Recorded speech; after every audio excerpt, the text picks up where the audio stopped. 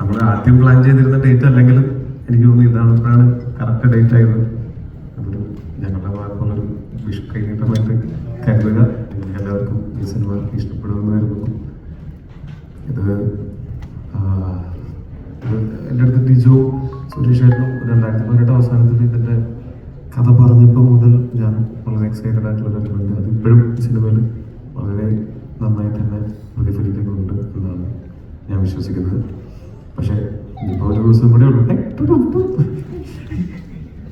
അപ്പോൾ ഈ സിനിമ റിലീസാവുകയാണ്. അപ്പോൾ ഞങ്ങളിതിനെ പറ്റിയിട്ട് എന്തൊക്കെ അവകാശവാദങ്ങൾ പറയുന്നു അതിനേക്കാളൊക്കെ ഉപരി ഒരു ദിവസം കൂടെ നാളെ വൈകുന്നേരം ഈ സമയത്ത് നിങ്ങൾ പലരും ഈ സിനിമ കണ്ടിട്ടുണ്ടോ? അപ്പോൾ നിങ്ങൾക്ക് നേരിട്ട് അറിയാൻ പറ്റുമായിരിക്കും. അപ്പോൾ ഞങ്ങൾ വളരെ പ്രതീക്ഷയോടെയും ആത്മാർത്ഥയോടെയും തന്നെ ചെയ്തിട്ടുള്ളൊരു സിനിമയാണ്. നാളെ രാവിലെ മുതൽ അത് ഞങ്ങളുടെ മാത്രം സിനിമയല്ല, നിങ്ങളുടെയും കൂടെ സിനിമയാണ്. അത്യന്തികമായിട്ട് നിങ്ങളെ എൻ്റർടൈൻ ചെയ്യിക്കുക എന്നുള്ളതാണ് ഞങ്ങൾ ചെയ്യുന്ന ഓരോ സിനിമകളുടെയും ഉദ്ദേശം. അത് ഈ സിനിമ കൊണ്ട് നടക്കട്ടെ, സംഭവിക്കട്ടെ എന്ന് ആഗ്രഹിക്കുന്നു. ഇപ്പോൾ നല്ല നല്ല കലക്കറായിട്ട് മലയാള സിനിമയിൽ നല്ല നല്ല വലിയ വലിയ ഹിറ്റുകൾ, അത് എന്താ പറയുക, നമുക്കതിനകത്ത് ഈ പറഞ്ഞ പോലെ വരുന്നതിന് മുമ്പ് ഹൈപ്പോ ആൻറ്റിസിപ്പേഷനോ ഇതിനേക്കാളൊക്കെ അപ്പുറത്ത് സിനിമയുടെ കണ്ടന്റ് കണ്ടിട്ടാണ് ആൾക്കാർ സിനിമകൾ വിജയിപ്പിക്കുന്നത്.